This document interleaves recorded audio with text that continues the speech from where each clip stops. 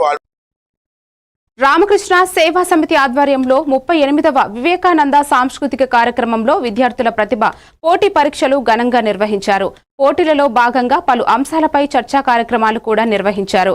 గెలుపొందిన విద్యార్థులకు ఈ నెల 7వ తేదీన బహుమతులు అందజేయనున్నట్లు సమితి ప్రతినిధి నటరాజన్ తెలిపారు.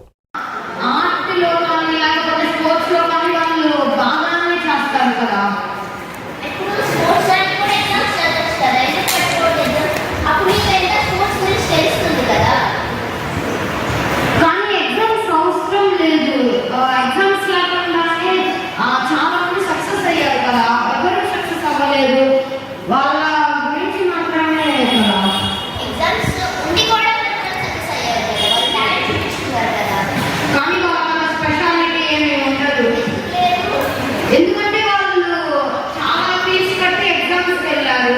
వీళ్ళకి ఏమి ఫీజు కట్టకుండానే వాళ్ళు అంత సక్సెస్ అయ్యారు కదా. సో ముందు మన గురించి మనం తెలుసుకోవాలంటే, మన ప్రతిభ తెలుసుకోవాలంటే ఆ ఎగ్జామ్స్ తర్వాత మనం తెలుసుకోవాలి. అప్పుడే మనం కాన్ఫిడెంట్గా ఏదైనా చేయాలి. కాన్ఫిడెన్స్ విషయానికి వస్తే అసలు ఎగ్జామ్స్ ఏం అక్కర్లేదు. కాన్ఫిడెన్స్ ఎగ్జామ్స్ ఏమి మన గురించి మనం తెలుసుకోకుండా ఎలా